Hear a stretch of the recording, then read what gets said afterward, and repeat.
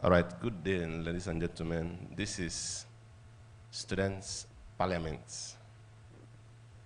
We are commemorating Bishop Uzodike Memorial Seminary, Newi, Diocese of Newi Anglican Communion. We are commemorating that the seminary is 25.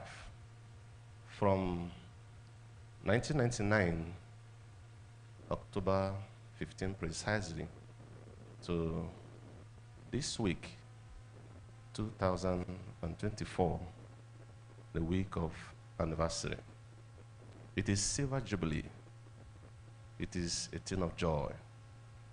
The seminary has run through in developing lives, destinies, molding generations, and molding elites in the society. We have carved out this student parliament for us to speak into some pertinent topic, striking topic that the matter, issues of the day, more especially in the Western education system in Nigeria. Secondary school is a very important stage in molding people in the society.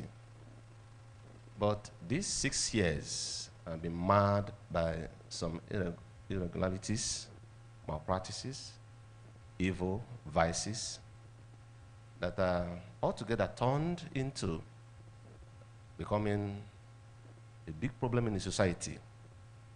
And a lot of questions are coming in our hearts, the organizers of this parliament. Bishop Uzodike Memorial Seminary is asking a lot of questions concerning these issues. First among them is the dealing with examination malpractice, a key to national development. This exam malpractice, this hydra-headed monster that is destroying the system, what is it all about? How can we deal with it? And more importantly, it is being discussed by the people themselves. It is better these issues are discussed by them. You will hear from the horse's mouth. What is it? This exam malpractice. How can we look at it and find solution to them? And secondly, we are looking at the pros and cons of social media to the youth, young generation, to the youth themselves. The social media, are they important? Yes. Are there excesses? Yes. Are there maluses? Yes. Are there information that are very important to the youth? Yes. But how can all these things be used to form our youth without abuses? Anything that is not used well becomes abuse. Social media, how can it be tackled? And thirdly, we're looking at the world beyond the classroom. Preparation of these students for the life challenges and opportunities. These topics we're going to be looking at closely as we speak to the world that Bumsem, Bishop Uzodike Memorial Seminary, is 25. And I want to make a point in the society, and I hope we will learn from them. On behalf of the management, myself, Venerable Mrs. and Mrs. Tochukwu Egwatu, our team, and a team of coordinators and organizers led by Mr. Ihani, Auntie Nelly, Mrs. Ezinwa, and the host of team that are preparing this wonderful outing. We welcome our viewers and listeners. Tighten your seatbelts and enjoy the content of this parliament. Bumsem is 25. It is our joy. Good day.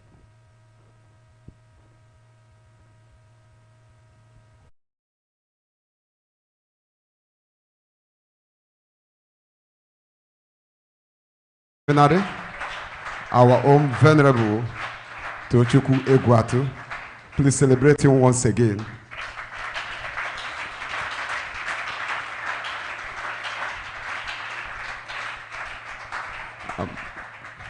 Good morning, our dear listeners, viewers from wherever you are, all around the world, our students here present, staff and students, staff of this school and some other schools present here. We want to welcome you to this occasion of the Students' Parliament. One of the activities to mark the 25 years anniversary of Bishop Ozodike Memorial Seminary. Straight away, we'll be welcoming our students who will be discussing the first topic for this occasion, dealing with examination malpractice, a key to national development. Please, I want you to just give a round of applause as we welcome our students, smart, intelligent, well prepared to take on this topic. Please, can we put your hands together as they come up?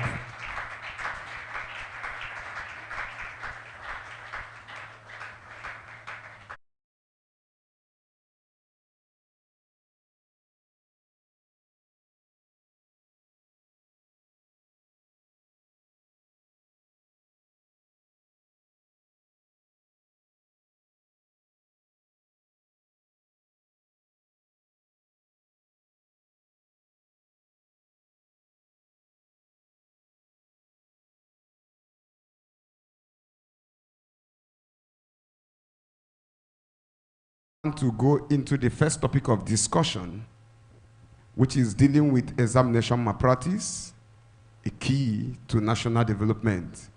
My name is Agomoihai Johnson, and I will be anchoring this program.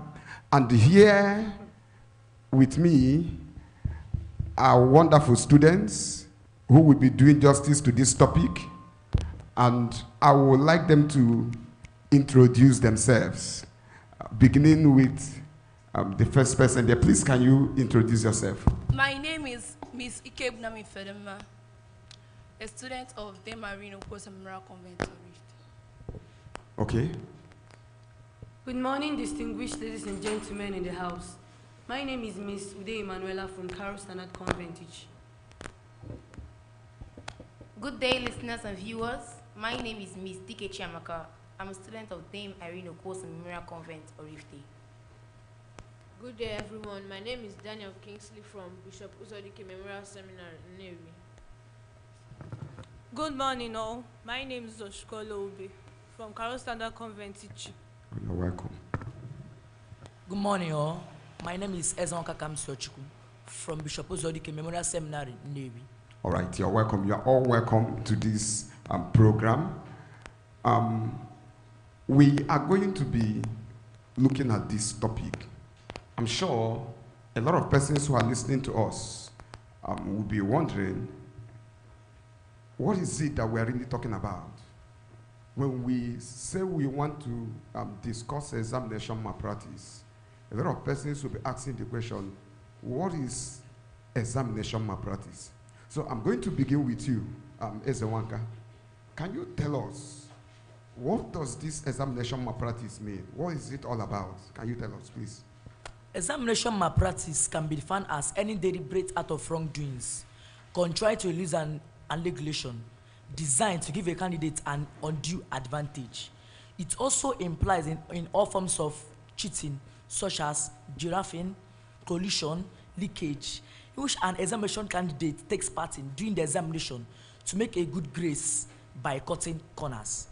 Examination malpractice can also be found as an illegal, immoral, and illegitimate behavior or attitude performed by an examination candidate to make a good grace with the intention of passing his examination as a result of inadequate preparation, irresponsibility, and laziness. Thank you. All right. I listened to you carefully, talk about this examination malpractice. But I want to come to Ms. Chiamaka. Please, you heard him. Is there something you want to add to the meaning of this examination malpractice? Examination malpractice can be defined as any dishonest act or unauthorized action or deed committed by a student or anybody charged with the conduct of examination in collaboration with others, fellow students, teachers, parents, guardians, supervisors, invigilators, exam officials, security officials, and others, and other group of people before, during, or after an examination, so as to obtain undeserved marks or grade. All right. Thank you so much. From what you've said so far, and from what Ezewanka said, it does appear like this examination malpractice can come in different forms. Because I heard when you mentioned during, before, during, and after the exam. But I want to ask Daniel, please, can you tell us what are the different forms that this examination malpractice can? Because some people may be wondering, must I really be in the exam hall before I can be involved in examination malpractice? In fact, some persons, I believe, can have examination malpractice going on under their nose, but they wouldn't even know that, something like that is going on. Please, we would like you to enlighten our audience. What are the different forms that this examination malpractice can take? Examination malpractice can come in different ways. Like in the primary sector, we see when primary school children bring their notes into the exam hall, when they copy from each other's books. When we come to the junior secondary, we see where they can bring papers into the exam hall and the same copying from each other's books. When we come to the senior secondary, that's when we have writing of the WAEC, when they sneak in phones and textbooks, when they bribe invigilators and teachers to give them marks which they don't get. When we get to university, we also get bribing of teachers from the students. The students bribe the teachers either to allow them to browse answers online or to give them question papers before the examination. They also bribe the teachers after the exams to give them unmerited marks which they do not deserve. Okay, I heard when you were talking about, bribing and bribing. Of course, we know some of these students don't have money on their own. So even though, some of them have other means of making, particularly in the higher institution. But for most of the pupils and students in secondary school, some of them don't have that money for bribery. So it does look like sometimes the parents may be involved. But I want to ask you, if you have the opportunity to look at some parents who in one way or the other aid the examination malpractice, what would be your advice to them? I would advise those parents to stop that act, because bribing your children's way to pass exam is doing them more harm than good. Bribing their way will make them think that what they are doing is right, especially when you start it from younger ages, and when they grow they will want to continue doing it. When you use bribery to make your children pass their examinations, they will not understand what they are doing. They will go to school but they will not know what they did. They will pass their exams and get certificates, but they will not be able to defend those certificates. Also, parents who bribe teachers who are marking scripts or giving the results of children's exams, when they bribe those teachers, the teachers exchange the marks. The teachers give those children false marks. Those parents should stop those acts, because those children might sometimes be taken for different competitions outside the school, and by the time when they go for those competitions and can't defend those marks which they have gotten in their result, it is going to be a very shameful thing both to the school, to the pupil, and to the parents. Okay, I'm sure parents both here and those watching us on different platforms, I'm sure they are listening to you. I'm sure they've heard you. And I want to believe that they're going to pick what you said and put it into practice. Meanwhile, let me come to Olibube. Two questions I want to ask you. Maybe you may need to take the two of them together. One is, can you also tell us some other forms, that this examination malpractice can take? And secondly, what would be your advice to maybe parents, teachers who aid examination malpractice, and sometimes even schools? These two questions. Okay, please, go ahead. Okay, let's start from the forms of examination malpractice. Let's picture it this way. In primary school, a primary school student starts from first, giraffing. He's giraffing to know what the other classmate is writing. Let me know what to write. When you now enter junior secondary, you start to be like, please tell me the answer of number 1. I need to know the answer of number 1. When you now enter SS2, you start bringing in small papers. In that same SS2, you bring in textbooks. Then the Odogu Baba in SS3 is when you now bring in phones. You bribe, you go corner, you go and corner your supervisors, your invigilator. You say, oh, please help me, I don't know what to write. Then another form that is rampant, like for us, is the issue about bringing in papers. Like I watched a video about students bringing in papers. Those students that used to plait their hair, they will bring papers, write answers. They will insert it in the middle of their hair. They will enter inside exam hall. The supervisors will shake them. Oh, nothing is inside that place. Then when they enter the hall, the supervisors passed. They will bring it out. Even the one about chewing gum. Most students chew gum and enter inside the exam hall. And most often, after chewing the gum, they put it under their shoe. Excuse me, supervisor, please, I want to make use of the restroom. Go. You go. You don't know that she put something behind that door. She sticked it, and she brought it into the exam hall. You can see that there are various forms of doing examination malpractice. And also, my advice to parents is, now beg why they beg now. Please develop self-confidence in your children. Your children need you. They need, oh, you're not doing well in school. You do well. Not beating them, not always, my mother will beat me. You can't do that examination malpractice. You don't want to do it, but because your parents are degrading you in the manner you don't like, they are giving you that kind of interaction. They don't give you that interaction you want as a parent. Parents should develop what I call trust in their children. All right, thank you. Parents, I hope you are listening. We must help our children to develop confidence in themselves. But I want to ask, maybe this time around, I should be asking Emanuela again, right? Before I will soon, move to another person. Maybe you need to just speak to us again. What factors do you think are responsible for this examination malpractice? Are there some factors you can pick out that's responsible for examination malpractice? Why does it look like this thing is difficult to deal with? Okay. It's very, very difficult though. Na Nigeria where we dey actually na Nigeria. So let me just pinpoint it in the political sector.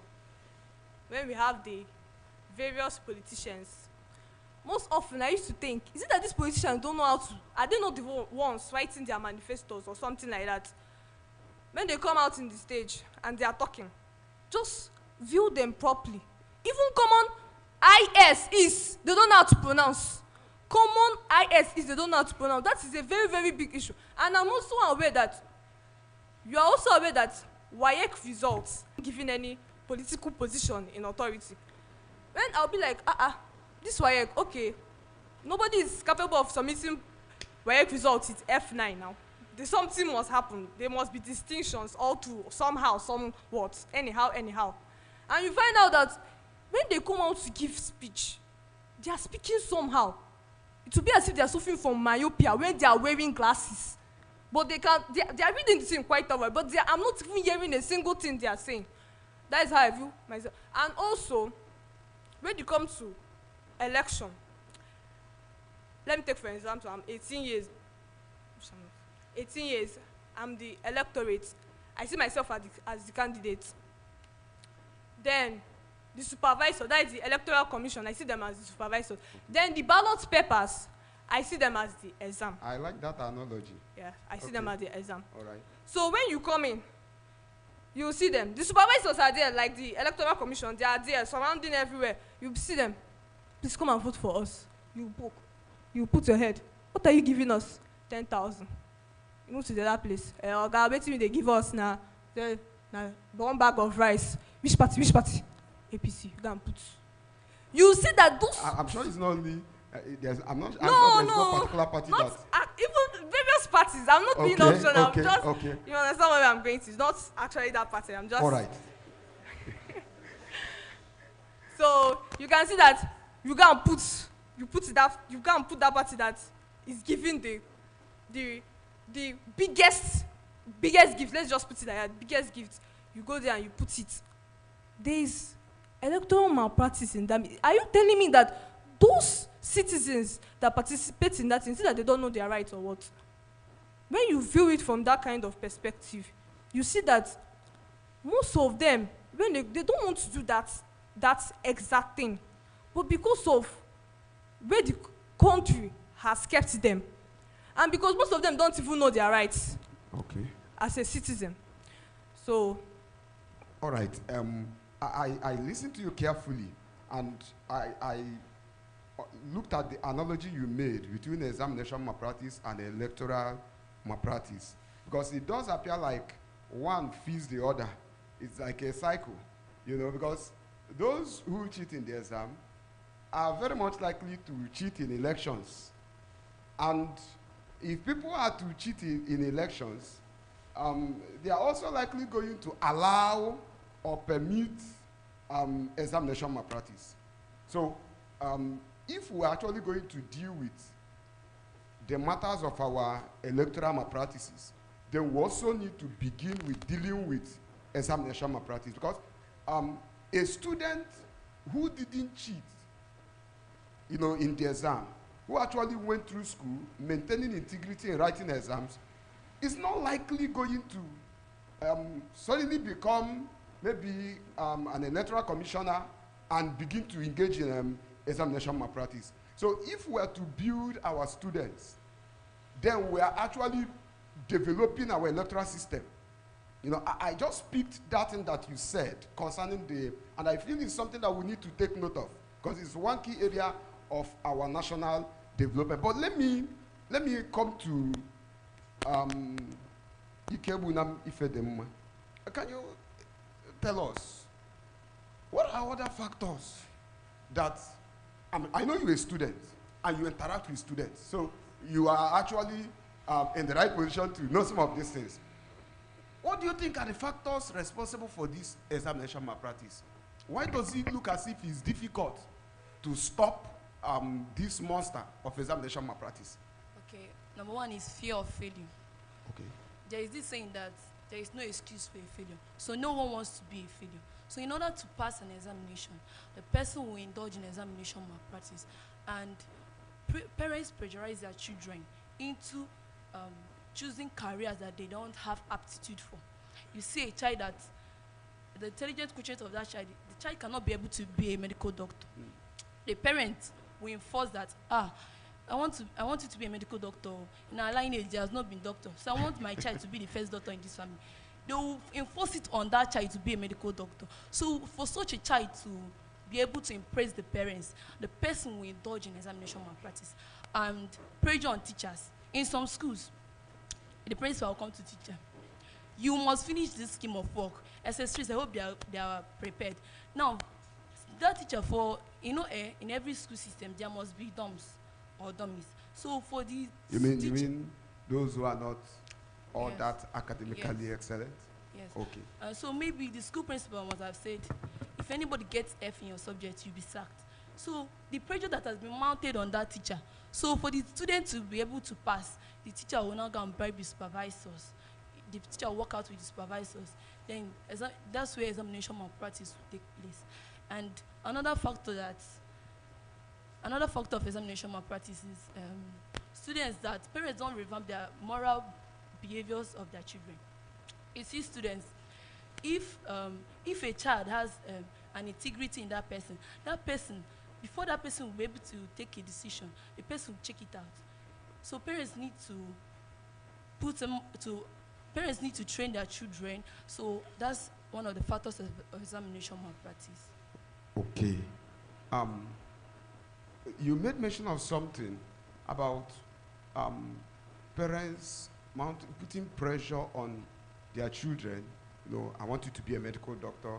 And even when the student is not good in chemistry, is not good in physics, they just want that child to study the course that they want. But I want to ask you, if you are to have the opportunity to speak to such parents, what would be your advice to them? My advice to such parents is, such a child that you have been forced to choose a profession that he or she doesn't want to, let me tell you, you have already destroyed the future of that student.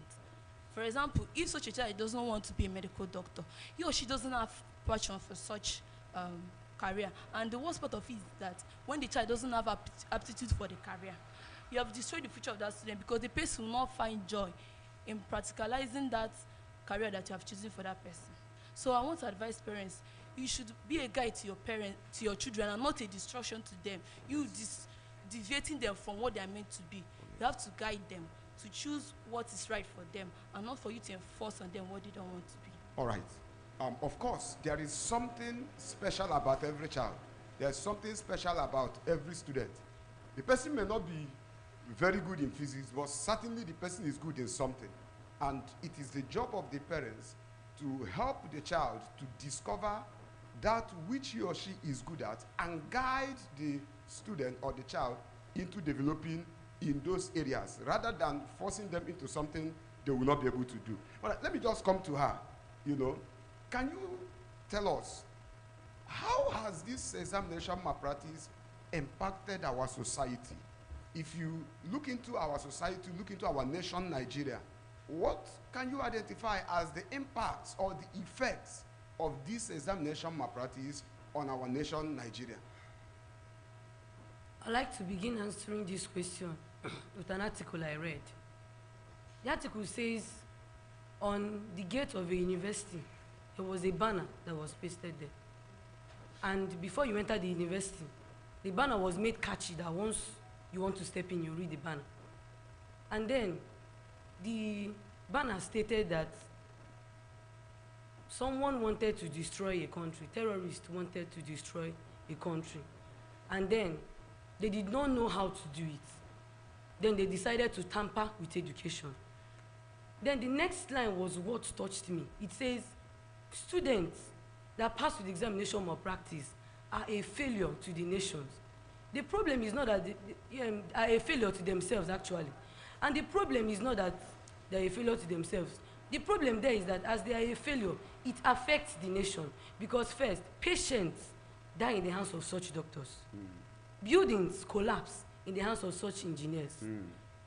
Justice is sold at the hands of such lawyers. Judges and lawyers. And then the ending says, the collapse of education is the collapse of a nation. Oh, wow. When you look at our country, Nigeria, today, we can see that there are insecurity everywhere. These unknown gunmen are Nigerian students. They were once students. Unknown gunmen were students. Terrorists were students. Kidnappers were students. Even those that are doing Yahoo, cyber frauds, they were once students. What happened to them? Most of them are graduates. What happened? You cannot tell me that someone that went to university and knew what he studied will come out without having anything. Okay, and some of them are those that their parents forced to do what they don't want to do. And at the end, they could not have the courage to tell their parents, I don't want to do this. Let's say someone that wanted to study music. The father said, no, Guinea can't make one music. What is music? You must do medicine. It is only a few that have the courage to submit a certificate. Because there's a story I heard. The father forced him to do medicine. He finished doing the medicine. He went to the father, submitted the certificate, and told him that now he's going to the university to do what he wants. If you go into the university and study medicine when you don't know physics, chemistry, and biology, you finish studying, and let's say most of them, their parents, most of those students, their parents are rich. They will bribe their children through. After bribing them through, what next? Even if you find a job for that child, he will end up being sacked because he doesn't know what he's doing. There is no how a developing hospital will have a doctor, patient 1 died in his hand, second patient died, third patient died. when they look, it's the same doctor that the patients that are dying in the exam. They don't have to sack you. And at the end, the student, if he doesn't have opportunity to go back to his dream, he will become a nuisance to the society. They begin up armed robbery. They will begin to do cyber fraud. They begin to do Yahoo. So this is how examination malpractice has destroyed, that is, it has downgraded our nation, degraded our nation. And before now, it was said that, because I've heard one of my teachers saying that the whites used to come here for treatment. Yes. No whites come again. We are the ones that go. Why? Because the health sector has been damaged. It is of no, even our politicians, they don't get treated here. Even if they are dying in the next 5 minutes, they will prepare to be fly there. Yes, even if, let them die at the airplane. When they die at the airplane, they will bring them back and bury them. But let them not get treated here. Why? Because they know what is into the system. They know what is going on there. So these are the sectors, yes, that examination malpractice has. All right, thank you so much. Thank you. I'm sure our listeners are learning. You know, she said something very striking. She said the collapse of the education system is the collapse of a nation. Wherever education fails, the nation fails. That's why we must talk about this issue for the interest and the benefit of our nation. And every one of us need to give this a very serious attention. But I want to come back to Ezenwanka. She talked about the effects of examination malpractice on our nation, our society. I want you to maybe throw more light on some of the areas that you think that examination malpractice has affected our nation, Nigeria. Let's go to the academic section.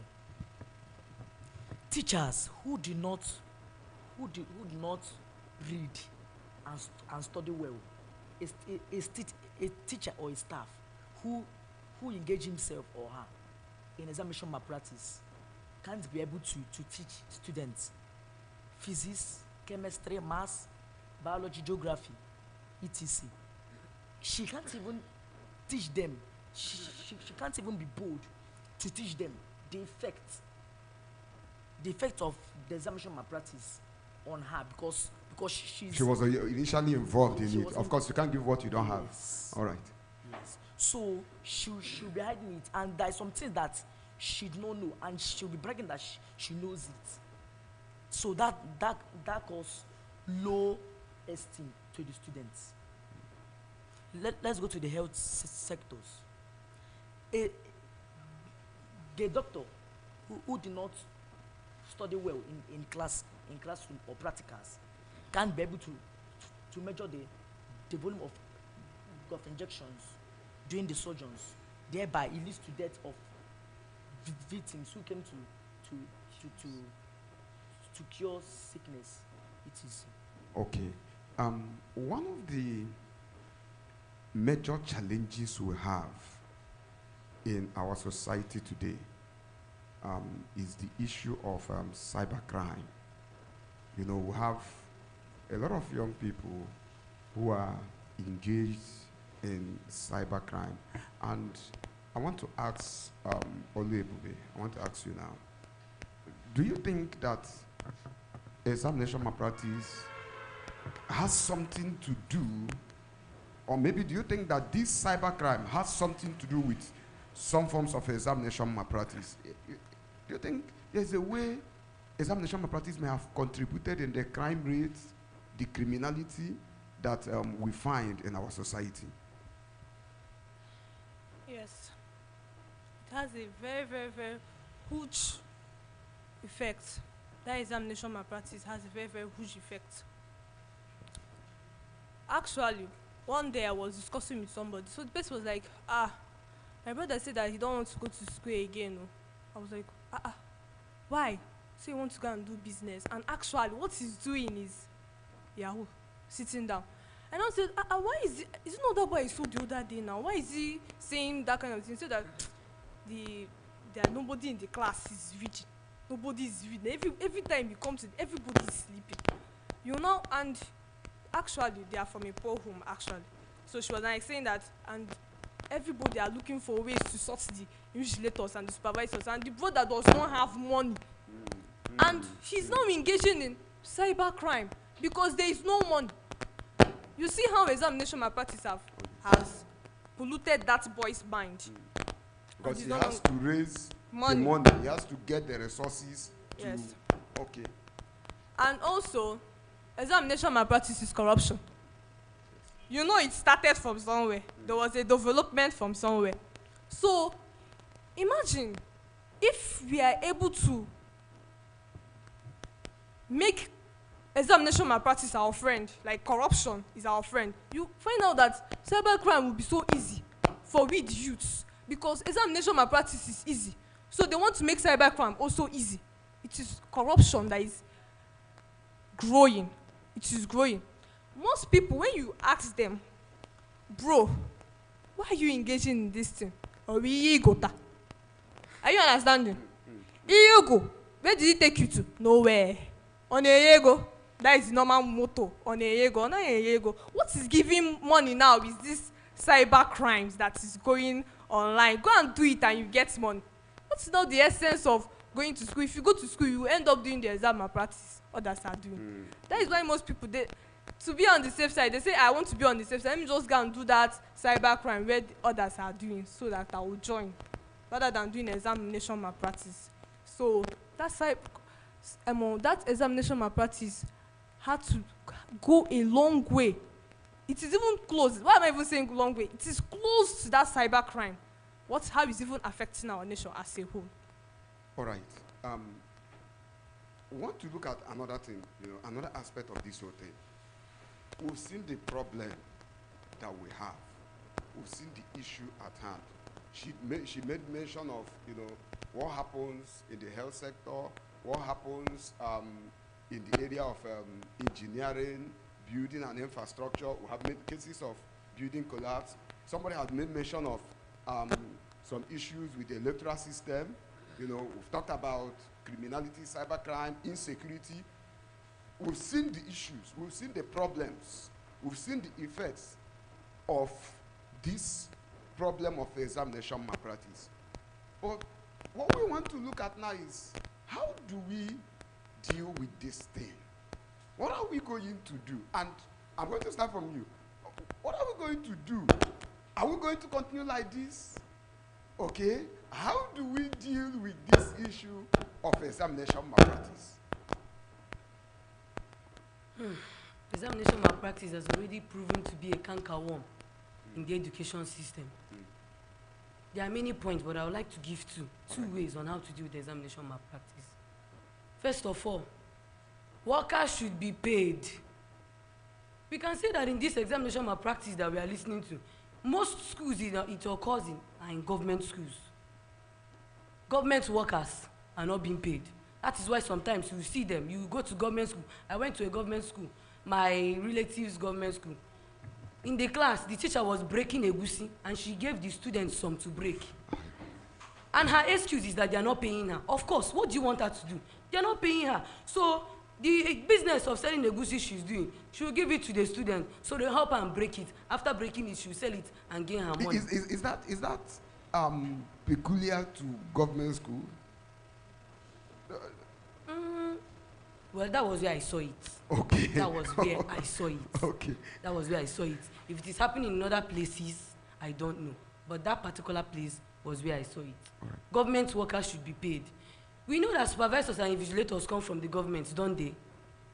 And after supervising and invigilating, they get money. And you know our economy is getting harder by the day. Inflation of prices. Exactly. Prices are inflating. They are not increasing your salary. You are getting 50,000 a month. Fuel is 1,200. By the time you transport yourself from your house to the school, your salary has finished. And then you enter the exam hall. You see students who are willing to pay. 1,000 naira, 135 students. 135,000 naira. Cool cash. In No one stress. day. It's not up to one day. One subject. Let's say you're invigilating 3 subjects. You times 135,000 times 3. Some supervisors can even go to the extent of saying, after writing the exam, they'll tell you to pay them 10Q fee. And because the students are willing, they'll get extra for 500 naira for them to go, for the supervisors to submit their papers. where are we going to with this? If the government workers are being paid well, this kind of thing will not be happening. Because you cannot tell me that they don't know what they are doing. They know that what they are doing is wrong. But what do you expect them to do? They want money. They need money. This economy is not smiling at us at any way. Yes. And another way is reduction of scheme of work. If there's any way the scheme of work can be made easier or shorter, you see they are writing scheme of work. Number 1, 1A, 1AI, 1AII, up to 1AIV, and you still have 1B, 1 week, 5 different topics. When the teacher gets to class, Aruana Abakasia should be feeling disturbed because she has to talk. She will talk until she gets dehydrated just to cover the scheme. And at the end, she may not finish her scheme of work. Let's say, for example, in a situation where, let's say, school A, B, C, and D come together to bring their examination. After the Board of Governors, let's say they finish checking it, they will say, school B, you set the examination for second term.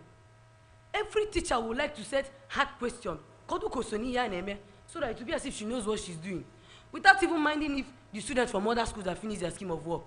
Let's say the students from school A that are seeing week 5 come to the exam hall, sitting down, they're looking at this paper. Master did not finish this scheme of work. What do I know I'm going to write here now? The only thing that teacher can do is to come to the exam hall and say, you have to answer 4 questions. Just answer 2. I know what I'll do to it. The 2 that is in the theory, you did not teach it. Where do you want us to reproduce it from? And by your side, you see a neighbor. That neighbor is with notes. What do you want to do? Nobody wants to fail. Everybody wants to pass. And also, I heard that some teachers set the examination week 1. Week 1, where they write resumption test and compound cleaning. I overheard some teachers discussing, you submit to get exam, you submit to get exam. And I was like, how can you submit examination when you have not started teaching? And when you want to set the exam, you set from week 1 to week 12. And if you do not finish your scheme of work, we the students will suffer for it. That's not fair. It's not fair. If there's any way they are going to do it, at least they should have us, the students, in mind. If you will not finish your scheme of work, let them set it, let's say, after midterm break or week 8. Anyhow, they are going to do it. But they should not set their examination week 1 because they don't know if they'll be able to finish the scheme of work or not. Thank you. Thank you. You know, it's good when we are hearing directly from the students because they are the ones who are directly involved in this issue. And their voices must be heard. We must listen to them. They are feeling the impact. They are experiencing it. So this platform, the Students' Parliament, gives opportunity for the voices of the students to be heard. You know, she made mention of proper remuneration of teachers, which is very important. And I want to say it goes across board, whether it is government or the private schools or even the mission schools. Proper actions must be taken to ensure that the teachers are properly remunerated because they must just have to be paid well so that they can do their job without distraction. Okay, and you spoke about the scheme of work. Don't you think, rather than reducing the scheme of work, wouldn't you think perhaps if we have a review of the scheme of work, where there is a kind of maybe segmenting the scheme of work, getting the students to know the areas, instead of the students maybe doing so many subjects, if there is a way of identifying early enough the areas of specifications of those students, are you getting me? So that perhaps their workload could be reduced and they will be more focused on the exact things that they want to do. You know, that could help because it may not always be possible to remove things that you consider necessary that the students should know. But perhaps if there are the areas that are not necessary for that particular student based on the chosen field or the area that students have decided to go into, those areas can be removed for the student. Some have argued that there are some subjects that they are asked to do that at the end of the day doesn't add so much to what they are doing or where they are going, you know. And monitoring system, very important. Because there, just like you mentioned, there has to be a way of monitoring the coverage of the scheme of work. There has to be a way. Whether it is by the school or by the government, whosoever is setting an exam should have a way of ensuring that the students were taught the things that are being demanded from them. Because in a situation where you are asking somebody questions on what the person wasn't taught, I don't think that is an exam. That has moved from an exam to a temptation. Because something that the person has never heard of, hasn't been taught, it becomes a problem. But I want to give opportunity to Kingsley to talk to us.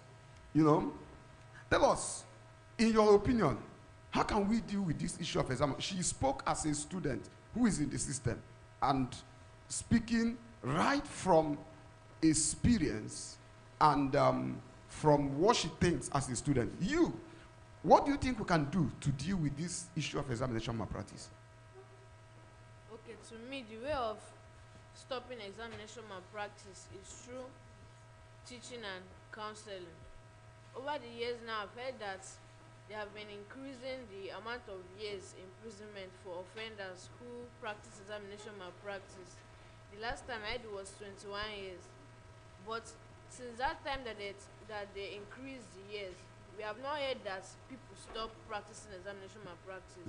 We still see people practicing it, and I've not seen anybody that they are arrested for 21 years for practicing examination malpractice. No matter how they increase this amount of years, people still practice it. So increasing it is not a solution at all to this problem. But counseling that will have great impact on the children should be given to those people, and this should start from their tender ages and not at their secondary school ages when it will be a part of them. They should be taught on the dangers of this act from when they are in their primary levels, so that it will not become a part of them and it will not become a problem for them to take hold of when they get into their higher levels.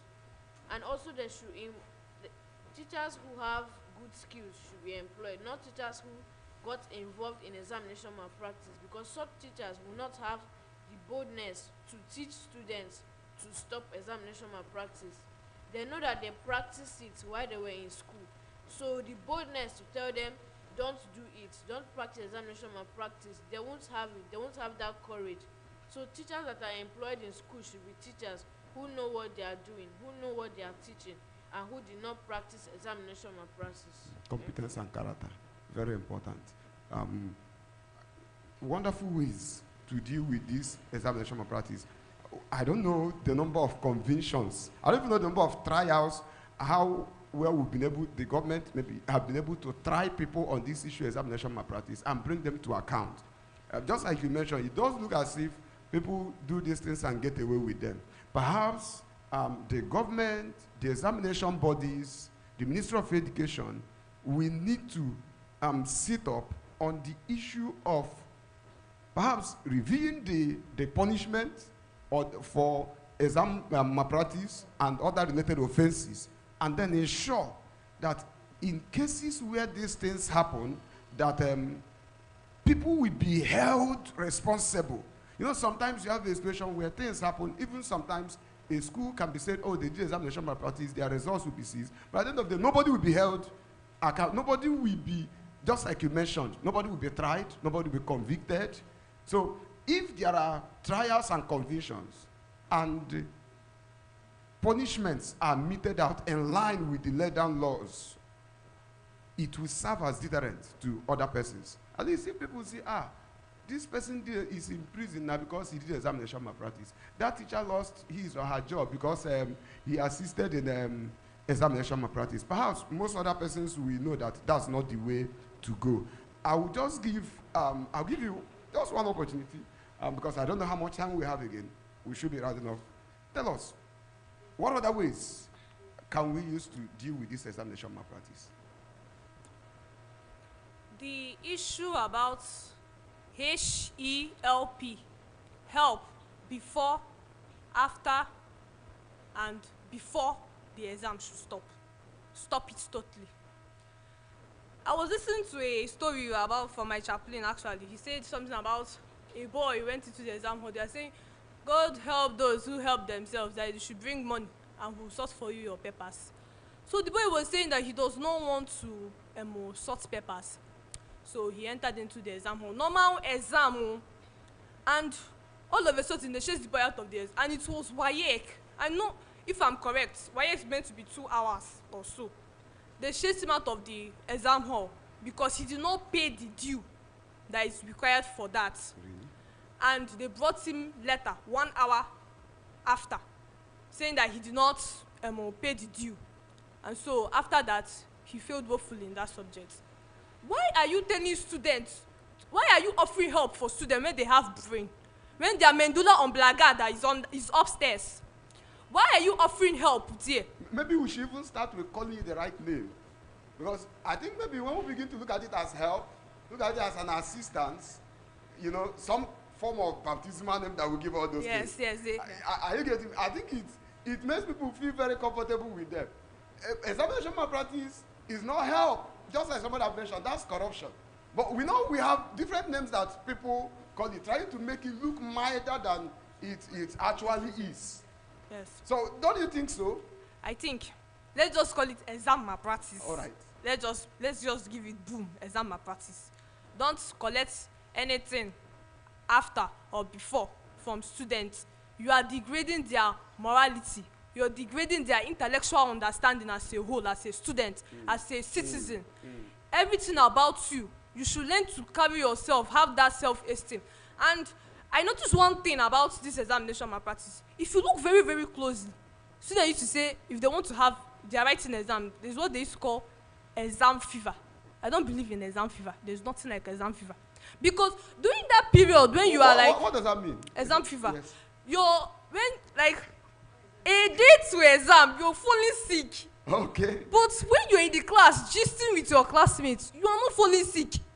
When you have classwork, you know actually this classwork is what entity, so you don't fall sick. But when it is a day to exam, you start falling sick. That's a kind of phobia for exam. Yes, a kind of, yes. I don't believe in exam fever. You see, that examination malpractice have made people, now, what is now raining now is, when you, there is a victory exam, people, you see them, it was online. They will line up book, all around there, they are reading chemistry, biology, everything, all of a sudden they are now having exam fever. What is now the essence of, what is that exam fever doing in your life when you can read ahead of time? So you can see that there's nothing like exam. Students themselves, equip yourself, stop degrading yourself to a point. You're a student. Have that self-esteem as a student. You can So, do it. yes, you can do it. I have the power to do it as a student. Yes. So in everything you do, there's nothing like exam malpractice, please. Exam fever, I meant to say, sorry, pardon. There's nothing like exam fever. So as a student, just poor preparation. Yes, just poor preparation. Okay. As we begin to wrap up, you know, we need to look at every student and say, you can do it. You can do it. If the book you are reading was written by somebody, you as a human being, you can read it and understand it. Okay? If that mathematics was developed by a human being who just has one head, has one brain, you too can do it. And we need them to have that confidence. Just as we begin to wrap up, I want to give every one of you an opportunity, maybe within a minute, to give your advice. What would be your advice to our audience? Whether they are students, parents, teachers, examiners, even maybe government officials, maybe in just a minute each, what would be your advice to them? Please, let's begin with you. My advice to the students is especially, like Ben Carson always says, you have a brain. So you should believe in yourself, have self-confidence in yourself. So you see that, like you said, exam fever won't be part of you. And to the parents, you need to trust your child. You need to, and for a parent, you have to, if you know that your child's aptitude, that your child is not that intelligent, you need to provide home nursing teachers for the child in order to prepare the child so as not to indulge in examination malpractice. And the government as well should enhance the salaries of the teachers. And the teachers themselves, I don't know, don't you people have shame when you tell your students, you have to do this, so, because principal said that if you get F in your You have to do what exactly? Because you have to indulge in examination malpractice, because principal said, that teacher, you that is saying that thing, don't you have shame? So you are there to encourage your students and not to tell them to indulge in examination malpractice. Okay, please, your last words, advice, what you want to tell our audience as we wrap up. A research made on Albert Einstein's brain was summed up that everybody has the same number of cells in his brain. That is why sometimes I believe in what the parents tell you. When about first to be snap. Okay. A research on the brain also shows that no man is born with something in his brain. You were born tabula rasa. It was nobody taught you how to suck your mother's breast. Nobody taught you how to read. Nobody taught you how to walk. Nobody taught you how to crawl. You learnt it all by yourself. And it has also been proven that the brain can elast, it can stretch. It is how you stretch your brain, what you give your brain that your brain will carry. It is not when you don't read your book, you say, I don't know anything. Have you tried to install that thing into your brain and your brain said you cannot carry it? Find out the way you can read and understand. If when you read in the night is when you understand, read at night. If when you read early in the morning is when you understand, read in the morning. If when you read twice, because there are some people that are gifted, once they look at the book, it's on their head. Once they read, let's say, they can read 5 minutes before the exam, they have it off hand.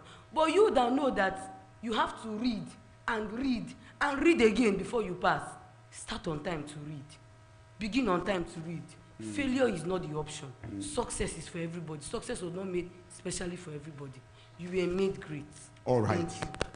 Thank you. Of course, where the cheetah can get to, even the snail can get there. It's a matter of time. So everybody, we can all make it, irrespective of our speed. If you just know that you are not that fast, all you need to do is to start earlier, start your journey earlier, and at the end of the day, you still get to the finishing line.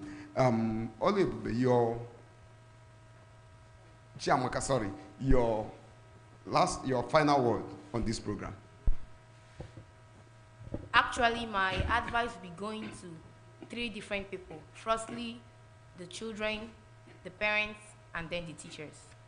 The children is in the aspect of every child was born with something in him or her. No matter what people say about you, there's something you know you can do best. So try to develop that act. Some people are not good in sports, but they are good in academics. Some are not good in academics, but they are good in singing. Show your talent. Whatever you know you can do best, try to be the best at it. Then secondly, to the teachers.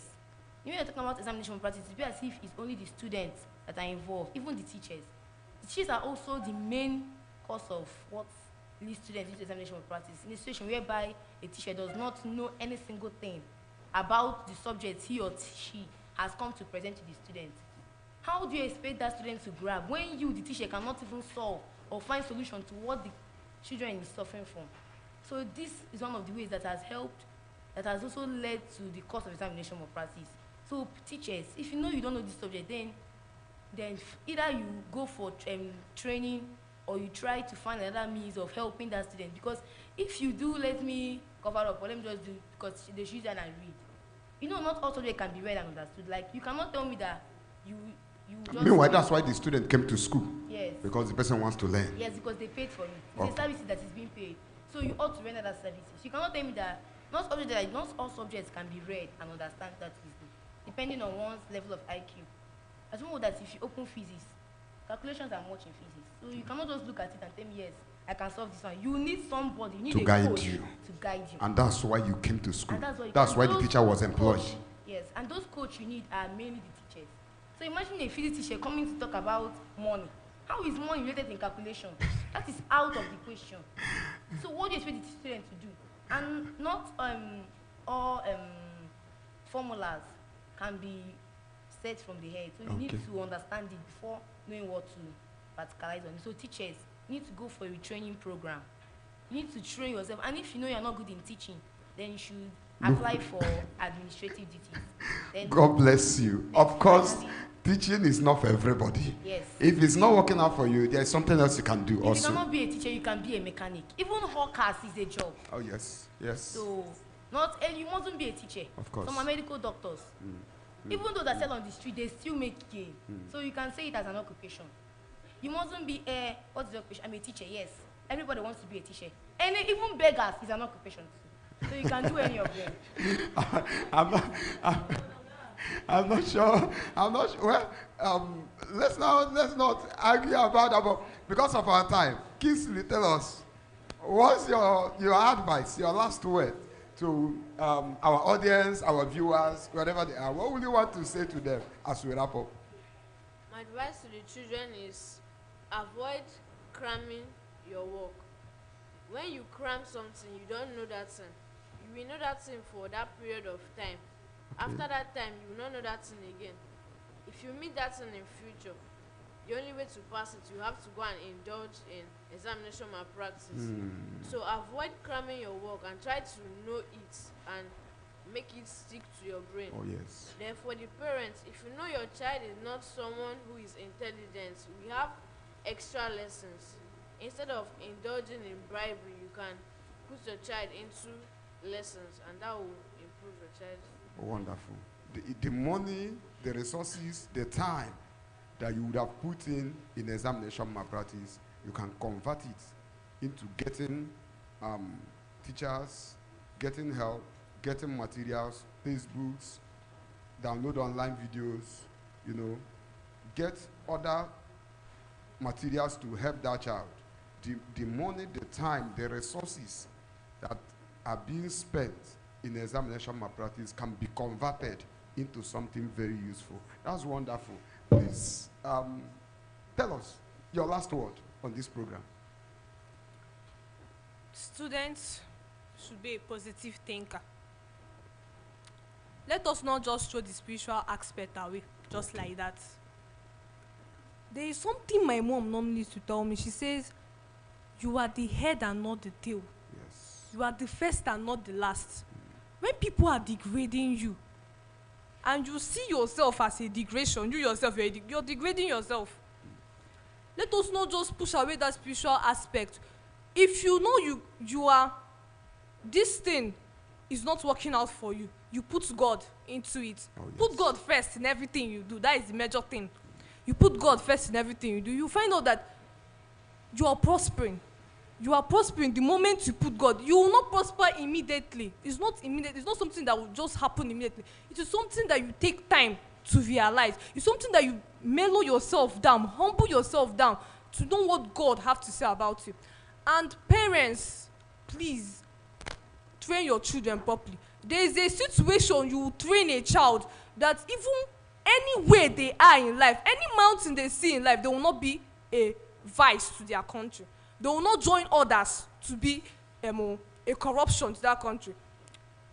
As a student, you know where you come from. You know your family. You know your background. You know who you are. Don't allow the peer group you meet in school to be the one to change you because you don't know something.